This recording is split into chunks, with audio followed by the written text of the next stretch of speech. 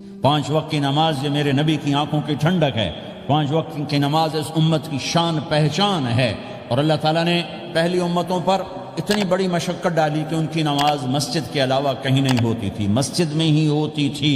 ہمارے لیے کتنی آسانی کر دی، جاب میں ہے مصلی بچھا نماز پڑھو، چلو مصلی بھی کوئی نہیں، زمین دیکھ اس پر کوئی گندگی تو کوئی نہیں ہے، بس زمین بھی تیرے لیے پاک ہے، چل نماز پڑھا۔ اور آسانی کر دی، پانی کوئی نہیں ہے، کوئی بات نہیں، مٹی میں ہاتھ مار، منہ پہ مل، پھر ایک ہاتھ مار، یوں کر، چل نماز پڑھ، میں تیری قبول کروں گا۔ یہ کسی امت کے ساتھ یہ نہیں ہوا، انہیں وضو ہی کرنا تھا چاہے پانی 50 میل پر موجود ہو۔ اور ہمارے لیے پانی کوئی نہیں ہے، چلو تیمم، مٹی میں ہاتھ ہمارا یوں کیا، پھر ہاتھ ہمارا ایک یوں کیا، ایک یوں کیا، چل بھائی اللہ اکبر قبول۔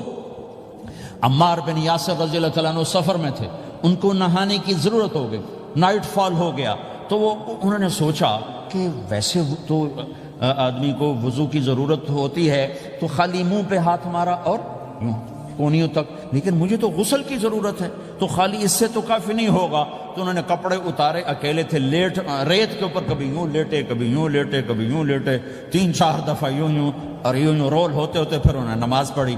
آئے اللہ کے نبی کی بارگاہ میں، یا رسول اللہ مجھے رات کو نہانے کی ضرورت پڑ گئی، تو میں نے کہا وضو کے لیے تو خالی یہ 2 دفعہ کرنا کافی ہے، تو یہ تو نہانا تھا، تو میں تو ریت میں خوب رول ہوتا رہا۔ میرے نبی نے انما یکفیک ضربتان، ارے سیدھے بندے عمار، اس کے لیے بھی اتنا ہی کافی تھا کہ تو یوں کرتا اور یوں کرتا اور تو پاک ہو جاتا۔ اللہ نے اس نبی کے طفیل، اس محبوب مصطفیٰ صلی اللہ علیہ وسلم کے طفیل، اللہ نے کیا کیا سہولتیں اور آسانیاں ہمیں عطا فرمائیں۔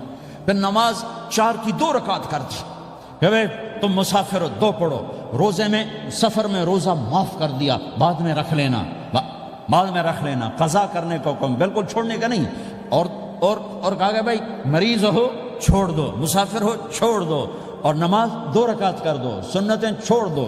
ابن عمر رضی اللہ تعالیٰ عنہ بیٹھے تھے تو انہوں نے 2 رکعت پڑھ کے بیٹھ گئے، تو ان کے خادم نے کہا سنتیں نفل نہیں پڑھو گے؟ کہا اگر پڑھنا تو 4 فرض پڑھتا میں، میرے اللہ نے معافی دے دی تو میں کیوں پڑھوں؟ میرے نبی نے سفر میں سنتیں نہیں پڑھی کبھی، اپنی امت کو سہولت دینے، فجر کی سنتیں 2 پڑھتے تھے، اس کے علاوہ سنتیں نہیں پڑھی تاکہ میری امت کو سہولت ہو، آسانی ہو۔ ایک دفعہ بارش ہو رہی تھی اور کوئی جگہ نہیں تھی نماز پڑھنے کے لیے، تو آپ نے اپنی اونٹنی کو آگے کیا اور اس پر بیٹھ گئے، بیٹھے ہی تھے، پیچھے صحابہ نے اونٹنیوں پر ہی صفیں بنائیں، اور یہ نماز اونٹنی پہ بیٹھ کر ادا کی گئی بارش کے اندر۔ نماز اونٹنی کے اوپر نماز بھی ہو گئی، رکوع بھی ہو گیا، سجدہ بھی ہو گیا، سلام بھی ہو گیا۔ پہلی امتوں کے لیے نہیں تھا، سجدہ ہی کرنا پڑے گا۔ یہ اللہ کے محبوب مصطفیٰ صلی اللہ تعالی علیہ وسلم کی طفیل، میرے اللہ نے ہم پہ فضل و احسان کیا، تو میرے نبی کی زندگی میں عبادات میں نماز سب سے اعلیٰ نظر آتی ہے، سب سے نمایاں نظر آتی ہے۔ اور پھر بازار میں، گھر میں، دفتر میں، ماحول میں میرے نبی کے اخلاق، یہ زندگی کا دوسرا روشن پہلو ہے۔ میرے نبی کی ساری زندگی 2 لفظوں میں آتی ہے، عبادت اخلاق، عبادت اخلاق، یا 2 اور لفظ، حقوق اللہ حقوق العباد، حقوق اللہ حقوق العباد۔ حقوق اللہ میں نماز سب سے اعلیٰ، اور حقوق العباد میں لوگوں کی برداشت کرنا، لوگوں سے درگزر کرنا، معاف کرنا، جھوٹ سے بچنا، دھوکے سے بچنا۔ میرے نبی سے پوچھا گیا یا رسول اللہ مسلمان کنجوس ہو سکتا ہے؟ ہم نے کہا ہو سکتا ہے۔ یا رسول اللہ مسلمان کمزور ہو سکتا ہے، بزدل ہو سکتا ہے، ڈرپوک ہو سکتا ہے؟ آپ نے کہا ہو سکتا ہے۔ یا رسول اللہ مسلمان جھوٹ بول سکتا ہے؟ آپ نے کہا نہیں، جھوٹ نہیں بول سکتا، جھوٹ نہیں بول سکتا۔ ہاں، الا لعنت اللہ علی الکاذبین، جھوٹوں پہ اللہ کی لعنت۔ اس لعنت کے ساتھ 400 پاؤنڈ بچا لیے، 4000 بچا لیے، 4 ملین بچا لیے، 4 بلین بچا لیے، 4 ٹریلین بچا لیے، ساری دنیا کو بچا لیا، اور اوپر اللہ کی لعنت پڑی تو اللہ کی قسم گھاٹے کا سودا ہے۔ اور سچے ہو گئے، سچ بولا، یہ میں 100 پاؤنڈ کماتا ہوں، لے لو جو لینا ہے اس میں سے، یہ میں 1000 پاؤنڈ کماتا ہوں، لے لو جو لینا ہے، یہ میں 50,000 پاؤنڈ کماتا ہوں، لے لو جو لینا ہے، کہ مسلمان کی زبان سے جھوٹ نہیں نکلتا، سچ ہی بولتا ہے۔ آپ تشریف لے جا رہے ہیں، ایک آواز ہے یا رسول اللہ، آپ نے یوں دیکھا، کوئی نظر نہیں آیا، پھر آواز ہے یا رسول اللہ، تو آپ نے دیکھا کہ ہرنی ڈیئر چھوٹی وہ کھڑی ہوئی، رسی میں بندھی، تو آپ نے کہا کیا ہوا؟ کہا جی آپ کا صحابی مجھے پکڑ کے لایا ہے، میرے چھوٹے چھوٹے بچے بھوک سے رو رہے ہوں گے، آپ مجھے چھوڑ دیں، میں بچوں کو دودھ پلا کے واپس آ جاتا، مجھے پتا ہے میرے اللہ کی تقدیر میرے بارے میں کیا ہے۔ تو آپ نے کہا اگر تو واپس نہ آئی تو پھر تو اس نے کہا مجھے اللہ جہنم میں ڈال دے. آپ نے اس کی رسی کھول دی, خود وہیں بیٹھ گئے. اس نے دوڑ لگائی اور پہاڑوں میں گم ہو گئے. تھوڑی دیر کے بعد وہ دوڑتی ہوئی آئی اور آ کے سر یا رسول اللہ میں حاضر ہو گیا. تو آپ نے اس کو باندھ کے وہیں آپ بیٹھ گئے نہیں. دیر کے بعد وہ صحابی آئے جنہوں نے اس کو شکار کیا تھا, پکڑا تھا. تو کہنے لگے, ان کا یا رسول اللہ آپ یہاں کیسے؟ کہ میں ایک درخواست لے کر آیا ہوں. کیا؟ کہ یہ ہرنی مجھے ہدیہ کر دو. کہ یا رسول اللہ سب کچھ آپ کا ہے, کہ بس یہ ہدیہ کر دو. یا رسول اللہ حاضر. تو آپ نے اس کو لے کر رسی اس کی گردن سے نکالی کہ جا بچی اپنے بچوں کے پاس جا کے خوشی منا. سچ نجات دیتا ہے اور جھوٹ ہلاک کرتا ہے. ایک ہرنی جان کی بازی کھیل گئی سچ بولنے کے لیے. تم چند پونڈوں پہ جھوٹ بولتے ہو, ایمان کو برباد کر کے رکھ دیتے ہو. مسلمان جھوٹ نہیں بولتا, مسلمان دھوکہ نہیں دیتا, مسلمان کی زبان سے سخت بول نہیں نکلتا, کسی کو بے عزت نہیں کرتا, کسی کو کی بے اکرامی نہیں کرتا, کسی کا دل نہیں توڑتا, کسی کو ذلیل نہیں کرتا, خود سہتا ہے, اوروں کو خوشیاں دیتا ہے, خود دکھ سہتا ہے, اوروں کو راحت دیتا ہے, خود تکلیف سہتا ہے. یہ میرے نبی کے اخلاق ہیں, یہ میرے نبی کی زندگی ہے, اور یہ اسلام کا سب سے بڑا چیپٹر ہے, وہ سب سے مشکل چیپٹر ہے. جب میرے نبی نے لمبی نمازیں پڑھی تو اللہ نے روک دیا کہ میرے حبیب ما انزلنا علیک القرآن لتشقی, اتنی لمبی نماز نہ پڑھ کے تو تھک جائے. میرے نبی نے تبلیغ میں زور دکھایا تو اللہ نے روک دیا, فلتذهب نفسک علیہم حسرات. میرے نبی اتنا غم نہ کر کے آپ خود ہی آہیں بھرتے بھرتے آپ مر جائیں. میرے نبی نے مال سارا خرچ کیا, اللہ نے اس سے بھی روک دیا. ولا تبسطها كل البسط فتقعد ملوما محسورا. اتنا خرچ نہ کریں کہ آپ خود پھر دکھی ہو کے بیٹھ جائیں. خرچ کرنا بہت بڑا عمل, تبلیغ سب سے سارے عملوں کا سردار عمل. تبلیغ سے بڑا کوئی کام ہوتا تو اللہ نبیوں کو دیتا. اگر تبلیغ سے بڑھ کر کوئی کام ہوتا تو اللہ نبیوں کو دیتا. گشت سے بڑھ کر کوئی محنت ہوتی تو اللہ نبیوں کو دیتا. 950 سال نوح علیہ السلام گشتی کر رہے ہیں, اور اللہ کی مان لو, اللہ کی مان لو. اتنا عظیم عمل کا میرے نبی درمیانہ. نماز سب سے بڑی عبادت, میرے نبی درمیانہ کام. لیکن جب میرے نبی نے اخلاق اچھے کیے, دشمن کو معاف کرنا. تو ایک آدمی آپ سوئے ہوئے تھے, آپ کی تلوار لٹکی تھی, ایک آدمی آیا, اس نے آپ کی تلوار اتاری اور یوں ہماری پسلی میں. آپ اٹھ کے بیٹھ گئے. اب وہ قتل کے ارادے کے لیے آ چکا ہے اور تلوار یہاں ہے. کہتا من یمنعک منی, اب بول تمہیں کون بچائے گا؟ تو آپ نے مسکراتے ہوئے کہا اللہ. تو اس کے ہاتھ سے تلوار گر پڑی. تو آپ نے اٹھا لی, آپ نے یوں سیدھی کی, اب تو بچا, تجھے کون بچائے گا؟ وہ کہنے لگا مجھے تو ہی بچائے گا. وہ تو اللہ کو جانتا نہیں تھا. کہا بابا مجھے تو ہی بچائے گا. تو آپ کہتے ہیں اس کا سر اڑا دو, یہ نبی کو قتل کرنے آیا ہے. میرے نبی نے فرمایا کلمہ پڑھتے ہو؟ کہا نہیں پڑھتا. کہا جاؤ معاف کیا. یہ میرے نبی کے اخلاق ہیں. 20 سال جنہوں نے قتل کے منصوبے بنائے, مکہ والے. جب آپ مکہ میں فاتحانہ داخل ہوئے, ابو سفیان سب سے زیادہ آپ کو دکھ پہنچانے والوں میں پیش.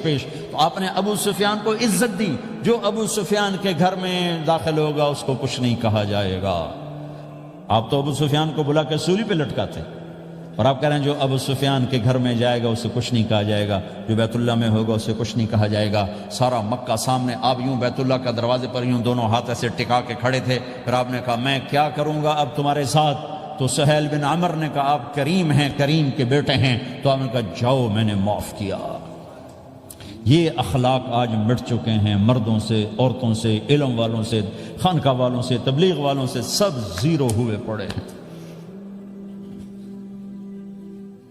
جب تک یہ اخلاق زندہ نہیں ہوتے اسلامی زندگی قائم نہیں ہو سکتی, اسلامی معاشرت قائم نہیں ہو سکتی. اور دین 2 چیزوں سے آگے پھیلتا ہے, ایک دعوت اور ایک اخلاق.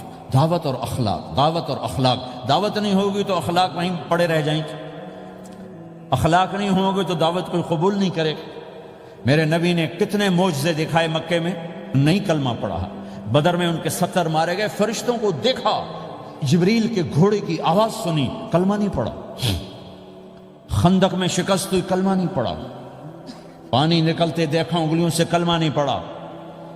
ایک بکرے کا ایک بازو پکایا, ایک بازو بکرے کا, ایک اگلا جو بازو ہوتا, اور 40 آدمیوں نے کھانا کھایا اور ایک بوٹی کم نہیں ہوئی, کلمہ نہیں پڑھا. لیکن جب میرے نبی نے کہا جاؤ معاف کیا تو سارے ہی کلمہ پڑ گئے کہ واقعہ یہ اخلاق نبی کے ہو سکتے۔ حنین کی جنگ میں جب بھاگے لوگ، شکست ہوئی، تو ایک صحابی کا بھاگتے ہوئے پاؤں ہمارے نبی کا پاؤں پر آیا، اور جوتا سخت تھا، تو آپ نے کہا اوجعتنی، اور آپ کے ہاتھ میں چھڑی تھی، آپ نے اس کو یوں ماری، اوجعتنی، ارے تو نے مجھے کتنا زیادہ درد پہنچایا، دکھ پہنچایا۔ وہ بیچارے پگھل کے رہ گئے اور پریشان ہو گئے، اور فرماتے ہیں سارا دن میں پریشان، ساری رات پریشان کہ اللہ کے نبی کو میں نے تکلیف پہنچائی، اب میرا کیا بنے گا۔ اگلا دن ہوا تو اعلان ہو رہا تھا بھائی جس کا پاؤں نبی کے پاؤں پہ آیا تھا اس کو اللہ کے نبی بلا رہے ہیں۔ تو صحابی کہنے لگے میں نے سمجھا بس اب میری تو دنیا بھی گئی اور آخرت بھی گئی، اب میرے اوپر کیس بنے گا اور مجھے ڈانٹ ڈپٹ بھی ہوگی، میرا کتنا بڑا گھاٹا نقصان ہوگا۔ یہ حاضر ہوئے ڈرتے ڈرتے، تو آپ نے فرمایا میرے بھائی کل میں نے تمہیں چھڑی ماری تھی، وہ مجھے معاف کر دینا، اور یہ 80 اونٹ تمہیں ہدیہ دیتا ہوں، 80 کیملز یعنی 80 پراڈو، 80 رینج روور کا یہ میری طرف سے تمہیں ہدیہ ہے۔ وہ حیران پریشان، یہ میرے نبی کے اخلاق ہیں، یہ میرے نبی کے اخلاق ہیں۔ کانٹے بچھانے والی نے 4 دن آنا چھوڑ دیا، بیمار ہو گئی تھی، تو آپ نے اب کیا بات ہے، وہ ہمارے راستے میں اب کانٹے کوئی نہیں ہے، کہا جی وہ بیمار پڑی ہے جو کانٹے بچھاتے تھے، تو آپ اس کے گھر چلے گئے، ماں جی خیریت تو ہے، اب ٹھیک تو ہیں، کہا بیٹا مجھے کلمہ پڑھا دے، بس تیرے اخلاق نے مجھے فتح کر لیا ہے۔ میرے بھائیوں یہ چیپٹر بھول چکے ہیں، بھول چکے ہیں، بھول چکے ہیں۔ جب تک یہ چیپٹر زندہ نہیں ہوگا زندگی اسلامی نہیں بنے گی، معاشرہ اسلامی نہیں بنے گا، اور آگے قوموں کے لیے اسلام کا دروازہ نہیں کھلے گا۔ ہمیں معاف کرنا آتا ہو، ہمیں گالی دینے والے کو دعا دینا آتا ہو، غیبت کرنے والے کی تعریف آتی ہو، اور غیبت کرنے سے، غیبت سننے سے اپنے آپ کو ایسے بچاؤ جیسے زہر سے بچاتے ہو، اسے آگ سے بچاتے ہو۔ ایک دوسرے کو نفرت کا بول نہ بولو ورنہ ساری زندگی تباہ و برباد ہو جائے گی۔ میرے رب کی قسم، میرے نبی نے کہا ایک زبان کا بول انسان بولتا ہے اور جہنم کی گہرائیوں میں گر جاتا ہے، اور ایک زبان کا بول انسان بولتا ہے اور جنت کے درجات پر چڑھ جاتا ہے۔ یہ زبان بہت طاقتور چیز ہے، میں ہر بیان میں اس کو دہرا رہا ہوں کہ جتنا یہ عمل ختم ہو چکا ہے اتنا کوئی عمل بھی نہیں ختم ہوا ہے۔ اور ایک صحابی ہیں ابو دجانہ۔ کون ابو دجانہ؟ السابقون الاولون من المہاجرین والانصار، اس میں پہلی صف کے صحابہ۔ کون ابو دجانہ؟ جب آپ حج پر گئے تو اپنی جگہ مدینے کا امیر ابو دجانہ کو بنایا۔ ابو دجانہ حج میں شریک نہیں ہوئے کہ آپ نے اپنی جگہ ان کو اپنا نائب بنا کے وہاں کھڑا فرمایا ابو دجانہ میری جگہ پر مدینے کا امیر ہے، یہ وہ ابو دجانہ ہیں۔ کون ابو دجانہ؟ جو جنگ بدر سے لے کر آخری حج تک ہر سفر میں شریک ہیں، ہر سفر میں شریک ہیں۔ ان کی ایک بات میں بتانا چاہتا ہوں، پہلے تھوڑی سی ان کی ہسٹری بتانا چاہتا ہوں۔ کون ابو دجانہ؟ احد کی جنگ میں آپ نے تلوار اٹھائی، کہ اس تلوار کو کون لے گا؟ کئی صحابہ کھڑے ہو گئے، آپ نے کہا اس تلوار کا حق کون ادا کرے گا؟ سارے بیٹھ گئے، 3 آدمی کھڑے رہے، ایک زبیر بن عوام، ایک عمر بن خطاب، ایک ابو دجانہ۔ ان کا نام ہے سماک بن خرشنہ، سماک بن خرشنہ ان کا نام ابو دجانہ سے مشہور ہے۔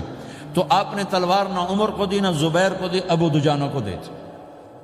تو عمر رضی اللہ عنہ نے تو محسوس نہیں کیا، حضرت زبیر نے محسوس کیا کہ اس کو کیوں دی، مجھے کیوں نہیں دی، میں مہاجرین میں سے ہوں، میں پھوپھی کا بیٹا ہوں، میں اس سے دلیری میں کم نہیں ہوں۔ بلکہ حضرت زبیر کی دلیری کی تو دھک تھی، جدھر سلوار چلتی تھی کاٹتی چلی جاتی تھی، کہنے کہ میں دیکھوں گا یہ کیا کرتا ہے۔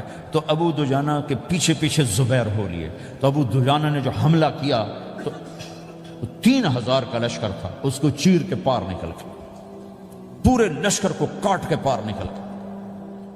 اور آگے عورتیں کھڑی تھیں جو مکے کے لشکر کو تیار کر رہی تھیں، نحن بنات طارقی نمشی علی النمارقی مشی القتل بوارقی المسک فی المخالقی المسک فی المفارقی والدر فی المخالقی ان تقبلوا نعانقی وتدبروا نفارقی فراق غیر وامقی۔ یہ گانا گا رہی تھی اور ان کو تیار کر رہی تھیں۔ تو جب ابو دجانہ کی تلوار نظر آئی تو سب بھاگی، ہندا پکڑی گئی، تو آپ نے یوں اپنی تلوار ہندا کے سر پر رکھی، انہوں نے چیخ ماری، تلوار ہٹا لی۔ تو زبیر پیچھے پیچھے کہ کیا کیا ہے؟ جنگ میں اگر کوئی عورت حصہ لے اسے مارنا جائز ہے، ویسے جائز نہیں ہے، عورت کو، بچے کو، بوڑھے کو ہاتھ لگانا جائز نہیں ہے۔ تو انہوں نے کہا تلوار کیوں نہیں چلائی؟ کہا میرے محبوب کی تلوار ہے، عورت کے خون سے رنگین کر کے اس کی شان نہیں گھٹانا چاہتا، یہ میرے نبی کی تلوار۔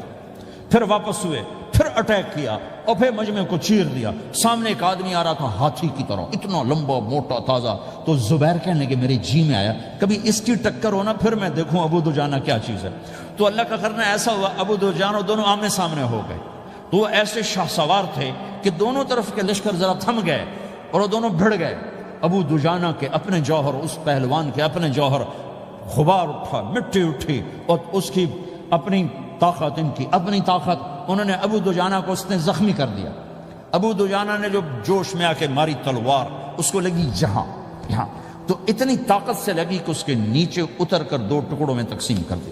یوں ماری تو ایک حصہ ادھر، ایک حصہ، پھر یوں دیکھا اور اپنے چہرے سے لوہے کی ٹوپی اتاری، اما ترا انا ابو دجانہ، کیا دیکھ رہے ہو؟ میں ہوں ابو دجانہ، تلوار صحیح لی ہے میں نے، غلط نہیں لی۔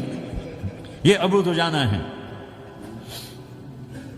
اور جب شکست ہو گئی احد کی جنگ میں، اور پھر 10-12 آدمی نے آپ کو گھیرے میں لیا ہوا تھا، ان میں ایک ابو بکر تھے، عمر تھے، علی تھے، طلحہ تھے، زبیر تھے، سعد بن ابی وقاص تھے، اور سہل بن حنیف تھے، عبادہ قتادہ بن نعمان تھے، اور ابو دجانہ تھے رضی اللہ تعالی عنہم۔ ان میں سے ایک ابو دجانہ بھی تھے، اور یمامہ کی جنگ میں ابو دجانہ شہید ہوئے، یمامہ کی جنگ میں شہید ہوئے۔ یہ ابو دجانہ کی تھوڑی سی سیرت آپ کے سامنے آئی ہے۔ اس کے بعد اب آپ ان کے قول کو سنو تاکہ اس کا وزن آپ کے سامنے آئے۔ یہ بدر کے شریک ہیں، اللہ کے نبی نے کہا بدر کا صحابی جو مرضی کرے بخشا گیا۔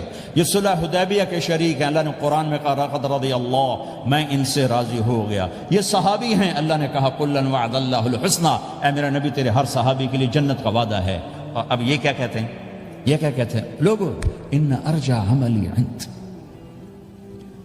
لوگو میرے پاس، ابو دجانہ میرے پاس بخشش کا سب سے بڑا عمل جانتے ہو کیا ہے؟ بدر نہیں، احد نہیں، حدیبیہ نہیں، خندق نہیں، خیبر نہیں، فتح مکہ نہیں، آخری حج نہیں۔ کیا ہے؟ کیا ہے؟ لوگو ان ارجع عملی عندی، میرے پاس آخرت میں بخشش کا سب سے بڑا عمل بس ایک ہے کہ ما آذیت احدا باللسان، میں نے اپنی زبان سے کبھی کسی کو دکھ نہیں پہنچایا۔ ولا اجد فی قلبی غلا لاحد، اور میرے دل میں کسی کے لیے بغض کوئی نہیں ہے، بس یہ میری بخشش کا عمل ہے۔ تو بھائیو، نبی کے اخلاق میں 2 چیزیں لے لو، ایک زبان سے کسی کو دکھ نہ دو، ایک دل میں کسی کا بغض نہ رکھو۔ اللہ کی قسم بغیر حساب کتاب کے جنت میں جاؤ گے۔ بڑے بڑے جنید بغدادی اور بڑے بڑے معرفت والے تمہیں دیکھتے رہ جائیں گے، تمہاری رفتار اتنی تیز ہوگی کہ تمہیں وہی پکڑ سکے گا جس کا یہ 2 عمل تم سے زیادہ اچھا ہوگا۔ جس روڈ پہ رش ہوتا آپ وہاں سے گاڑی ہٹا لیتے ہو، ادھر نہیں جانا، ادھر رش ہے، وہ سائن وغیرہ آپ کو آ جاتے ہیں کہ بھائی ادھر بلاک ہے، ادھر نہیں جانا، ادھر جانا ہے۔ تو جہاں روڈ پہ رش ہوتا ہے تو قیمتی سے قیمتی گاڑی کی رفتار بھی آہستہ ہو جاتی ہے، اور جہاں روڈ خالی ہوتا ہے تو پرانی گاڑی بھی بھاگے جا رہی ہوتی ہے۔ ہمارے یہاں پرانی گاڑی ہوتی ہے نا، پرانی بسوں کے پیچھے لکھا ہوتا ہے نہ انجن کی خوبی نہ ڈرائیور کا کمال، خدا کے سہارے چلی جا رہی ہے۔ اور جس کے پاس ایسی گاڑی ہو، نہ انجن کی خوبی نہ ڈرائیور کا کمال، تو اگر اس کو روڈ خالی مل جائے تو وہ تو مرسیڈیز والے سے پہلے پہنچے گا، رینج روور والے سے پہلے پہنچے گا، بینٹلی والے سے پہلے پہنچے گا، رولز رائس والے سے پہلے پہنچے گا، جو وہ تو پھنسی کھڑی اور اس کا روڈ ہی خالی ہے۔ تو میرے بھائیو، یہ میں ایک مثال دیتا ہوں، عبادات کی روڈ پہ بہت رش ہے، نمازی بے شمار ہیں، روزے دار بے شمار ہیں، عمرے والے بے شمار ہیں، حج والے بے شمار ہیں، اور تہجد گزار بے شمار ہیں، علماء بے شمار ہیں، حافظ بے شمار ہیں، ذکر والے بے شمار ہیں، بہت رش ہے، تبلیغ والے بے شمار ہیں، لیکن جو اخلاق والا روڈ ہے نا، یہ خالی پڑا ہے۔ اس پہ موٹر زوکی پہ چڑھ کے آ جاؤ تو سب سے آگے نکل جاؤ، سائیکل پہ چڑھ کے آ جاؤ تو سب سے آگے نکل جاؤ، کہ روڈ ہی خالی ہے، اخلاق کا روڈ خالی ہے۔ موت کیا چیز، کیوں مر جاتے ہیں؟ پیدا ہونے کی درخواستیں دی تھی، پیدا کر دیا، کیوں پیدا کیا پتہ کوئی نہیں۔ حضرت علی نکلے عشاء کی نماز پڑھ کے تو کچھ لوگ تلواریں لے کے کھڑے تھے. آپ نے فرمایا کیوں کھڑے ہو؟ کہا جی وہ خطرہ ہے خارجیوں سے آپ کو شہید نہ کر دیں. فرمانے لگے تم اللہ سے پہرا دے سکتے ہو میرا؟ کہنے لگے اللہ سے تو پہرا نہیں دے سکتے، ہم تو ان خارجیوں سے پہرا دے رہے ہیں. کہ پھر جاؤ سو جاؤ، جب موت کے فیصلے اوپر ہوتے ہیں، جب وہاں فیصلہ ہوگا تو نیچے کوئی روک نہیں سکے گا. جاؤ چلے جاؤ سو جاؤ. تم مرتے کیوں ہیں؟ پھر کوئی جلا دیتا ہے، کوئی بہا دیتا ہے، کوئی مٹی میں ملا دیتا ہے، کوئی پرندوں کے سپرد کر دیتا ہے. پارسی موت کیا چیز ہے؟ میڈیکل سائنس میں اس کے 200 جواب ہیں، 200، اور ایک بھی صحیح نہیں، سارے غلط. پھر موت کے بعد کچھ ہے یا مر گئے اور مٹی ہو گئے؟ یہ چند سوال میں نے آپ کے سامنے رکھے ہیں، اور پوری دنیا کے انسانوں کو چیلنج ہے کہ اپنے علم سے جواب دو. کسی کے پاس اس کا جواب کوئی. موت کیا چیز ہے؟ کیوں مر جاتے ہیں؟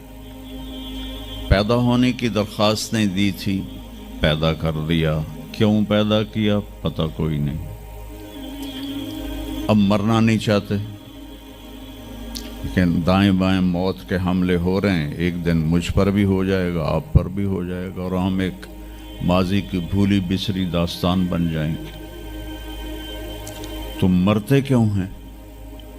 پھر کوئی جلا دیتا ہے، کوئی بہا دیتا ہے، کوئی مٹی میں ملا دیتا ہے، کوئی پرندوں کے سپرد کر دیتا ہے. پارسی وہ اوپر رکھ دیتے ہیں، گدھ آ کے کھا جاتے ہیں. تو یہ موت کیا چیز ہے؟ تھوڑا شروع میں میڈیکل میں نے شروع کیا تھا، تو پھر اللہ نے میرا راستہ بدل دیا. تو موت کیا چیز ہے؟ میڈیکل سائنس میں اس کے 200 جواب ہیں، 200، اور ایک بھی صحیح نہیں، سارے غلط. کیونکہ وہ انسانی عقل سے ہیں تو نہیں پہنچ سکتے. پھر موت کے بعد کچھ ہے یا مر گئے اور مٹی ہو گئے؟ یہ چند سوال میں نے آپ کے سامنے رکھے ہیں، اور پوری دنیا کے انسانوں کو چیلنج ہے کہ اپنے علم سے جواب دو. کسی کے پاس اس کا جواب کوئی. موت کون دیتا ہے؟ یحیی و یمیت. مارنے والا بھی اللہ ہے اور زندگی دینے والا بھی اللہ ہے. زندگی موت کا نظام میرے اللہ کے ہاتھ میں ہے. زمین پر نہیں ہے، اوپر فیصلے ہوتے ہیں، زمین پہ فیصلے نہیں ہوتے. حضرت علی نکلے عشاء کی نماز پڑھ کے، تو کچھ لوگ تلواریں لے کے کھڑے تھے. آپ نے فرمایا کیوں کھڑے ہو؟ کہا جی وہ خطرہ ہے خارجیوں سے آپ کو شہید نہ کر دیں. فرمانے لگے تم اللہ سے پہرا دے سکتے ہو میرا؟ کہنے لگے اللہ سے تو پہرا نہیں دے سکتے، ہم تو ان خارجیوں سے پہرا دے رہے ہیں. کہ پھر جاؤ سو جاؤ، جب موت کے فیصلے اوپر ہوتے ہیں، جب وہاں فیصلہ ہوگا تو نیچے کوئی روک نہیں سکے گا. جاؤ چلے جاؤ سو جاؤ. تو موت دینے والا بھی اللہ ہے، زندگی دینے والا بھی اللہ ہے. موت کے بعد کیا ہوگا وہ بھی ہمارے اللہ نے ہمارے نبی کی زبان سے ہمیں بتایا کہ میرا رب اذا زلزلت الارض زلزالہا، زمین میں زلزلہ آئے گا. اذا السماء انفطرت، آسمان پھٹے گا. اذا الشمس کورت، سورج بے نور ہوگا. اور پھر موت کا حکم آئے گا. اور اللہ ایک تو آج فرد کی موت ہے، ایک مرد کی موت ہے، ایک عورت کی موت ہے. ایک دن آئے گا جب اذا الشمس کورت، یہ بھی میرے نبی نے بتایا کہ ایک زلزلے کے ساتھ کائنات کو پھاڑ دیا جائے گا. اور پھر پہلے آسمان کے فرشتے مار دے گا، دوسرا، تیسرا، چوتھا، پانچواں، چھٹا، ساتوں آسمان کے فرشتے مار کے اللہ پوچھے گا کون باقی ہے. ملک الموت اسرائیل سے وہ کہے گا یا اللہ عرش کے فرشتے اور ہم 4 باقی ہیں. تو اللہ تعالیٰ کہے گا جبریل و میکائیل کو موت دے دو. تو اللہ کا عرش کہے گا یا اللہ ان کو بچا لیں، یہ آپ کے قدیم خادم ہیں. تو اس کو خاموش، فقط کتبت الموت علی من کان تحت عرشی، میرے عرش کے نیچے سب مریں گے. پھر اللہ کہے پھر جبریل میکائیل مر جائیں گے. پھر اللہ کہے گا کون باقی؟ کہیں گے یا اللہ عرش کے فرشتے اور ہم دو، اسرافیل اور عزرائیل. تو اللہ فرمائیں گے عرش کے فرشتے مر جائیں، پھر وہ مر جائیں گے. پھر اللہ کہے گا کون باقی؟ وہ کہیں گے یا اللہ اسرافیل اور عزرائیل. تو اللہ فرمائیں گے اسرافیل مر جائے، اسرافیل مر جائے گا. ہن اتنے اللہ تے ہیٹھ عزرائیل. اسے کہ لے ہن میری بھی باری آئی، سارے دی جیند کڈی ہن میری بھی نکلن لگی ہے. تو ہماری طرح اس کی ٹانگیں کانپ رہی ہوں گی، ایڈی طاقتور جان، دڑ دڑ دڑ دڑ دڑ دڑ دڑ دڑ. آواز آئے گی کون باقی؟ تو اسرائیل کی زبان گنگ ہو جائے گی، کہے گے یا اللہ اب تو تیرا یہ غلام ہی باقی. تو اللہ تعالیٰ ایک گرجدار آواز میں کہیں گے مت فإنک خلق من خلق، مر جا تو بھی میری ایک مخلوق ہے.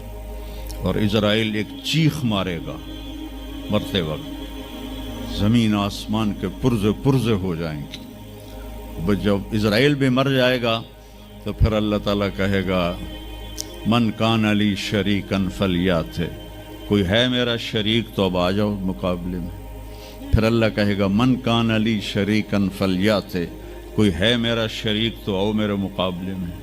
من کان علی شریکن فلیات، کوئی ہے میرا شریک تو آؤ میرے مقابلے میں. سناٹا. پھر اللہ کہے گا این الملوک، بادشاہ کدھر ہیں؟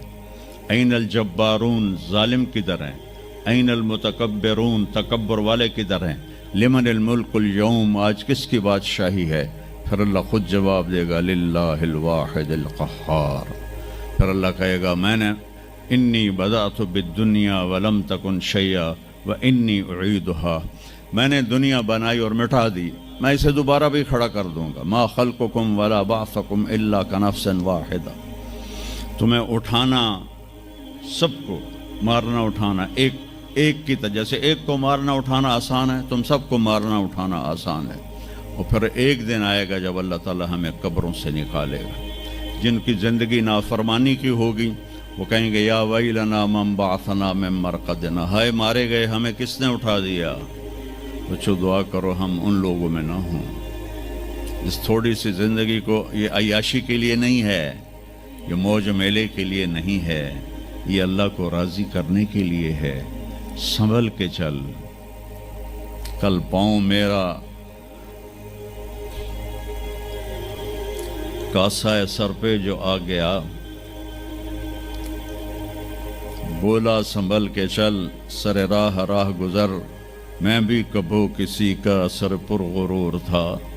تو یہ وجود ڈھانچہ میں بدلنے والا ہے، ڈھانچے میں ہم ڈھلنے والے ہیں، ہڈیاں بکھر جائیں گی.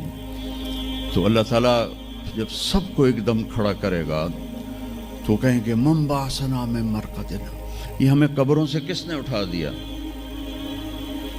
تو جو اللہ کو راضی کر کے گئے ہوں گے وہ کہیں گے ھذا ما وعد الرحمن وصدق المرسلون، آج وہ دن آ گیا جس کا اللہ نے وعدہ کیا تھا اور نبیوں نے سچی خبر دی تھی.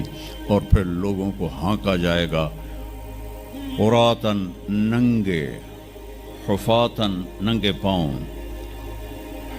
حاسراً، ننگے سر، ننگے پاؤں، ننگے سر، ننگے بدن، سب میدان معاشر کی طرف چلیں گے. آپ نے فرمایا جب لوگ نکلیں گے اللہ سب سے پہلے ابراہیم علیہ السلام کو کپڑے پہنائے گا، اس کے بعد پھر مجھے کپڑے پہنائے گا، اور اس کے بعد پھر اللہ بلال کو کپڑے پہنائے گا، اور اس کے بعد سارے مؤذنین کو کپڑے پہنائے جائیں گے. باقی یہ ڈگریاں یہیں رہ جائیں گی. وہاں اذان دینے والے کی قدر دیکھو کہ نبیوں کے بعد ان کو کپڑے پہنائے جا رہے ہیں. معمولی سا تاجر بھی بیچارے کو ڈانٹ دیتا تو حالی تک اذان نہیں دیتی، تو کتنے دفعہ ہو گیا سے تو حالی تک اذان نہیں دیتی. تو پھر جب اس طرح پیپر چھوڑے جائیں گے نا، یہاں تو آپ کو پیپر پکڑائے جاتے ہیں، وہاں پیپر چھوڑا جائے گا، اور کسی کو الٹے ہاتھ میں آئے گا خود بخود، کسی کے سیدھے ہاتھ میں آئے گا. جس کے الٹے ہاتھ میں آئے گا کہے گا ہائے مارا گیا، یا لیتنی لم اوت کتابیہ، یہ پیپر میرے ہاتھ میں کیوں آ گیا، ولم ادر ما حسابیہ، مجھے تو پتہ نہیں تھا حساب ہوگا.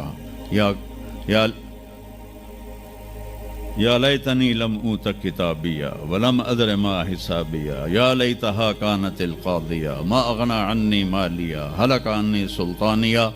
وہ کہے گا ہائے میں مر گیا, میں نے واپس کر لو, میں دوبارہ لاہور بڑے چنگے کام کرنا ہے, بڑا نیک بن کے چلنا ہے. لگے گا خذوہ فغلوہ, اس کو پکڑو اور جکڑ دو. او میرے بچوں, جہنم کی آگ سے سوئی کے ناکے جس میں دھاگا ڈالتے ہیں اتنا سوراخ کر دیا جائے اور اس سے جو آگ کا شرارہ نکلے گا وہ پوری کائنات کو جلا کے راکھ کر دے گا, اور وہ انسان وہاں گریں گے.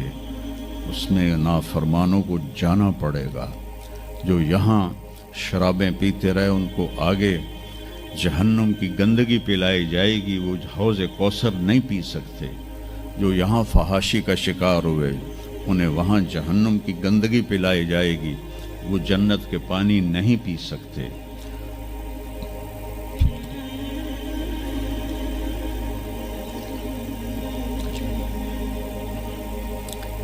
وہ جس کے سیدھے ہاتھ میں آئے گا کہے گا ہو اقرؤ کتابیہ, وہ نعرہ لگائے گا, او میں پاس ہو گیا, او میرا پیپر ویکھو.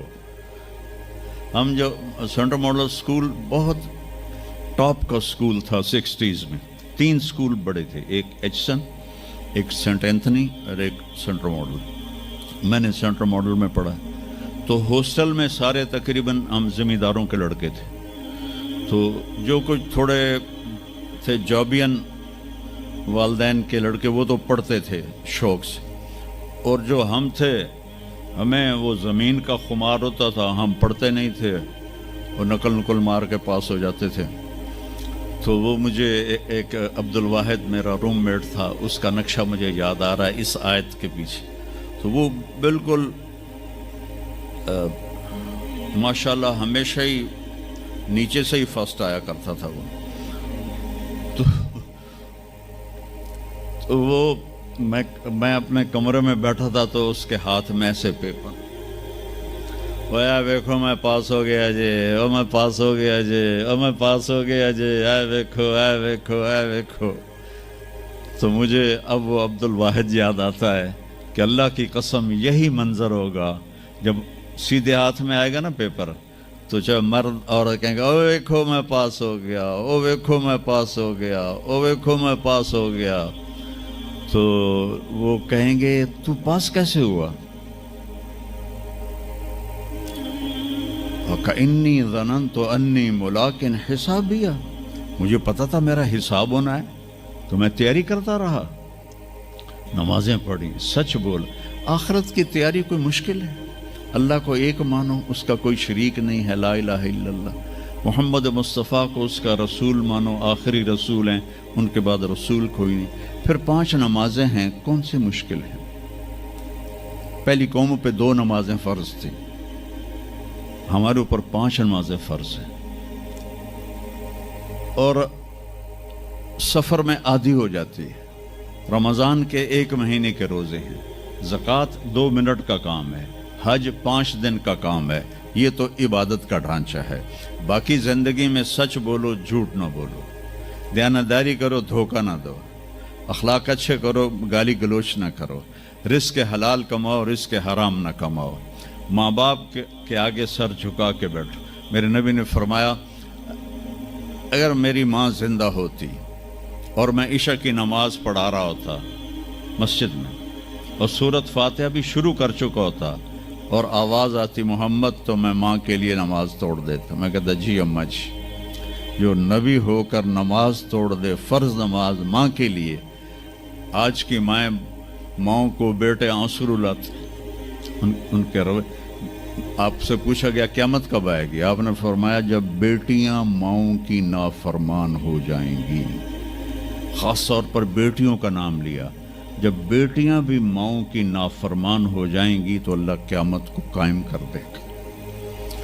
تو ابھی وہ خوشی میں کہہ رہا ہوگا ویکھو ویکھو ویکھو ویکھو, تو اللہ تعالیٰ کی آواز آئے گی فَهُوَ فِي عِيشَةٍ رَاضِيَةٍ.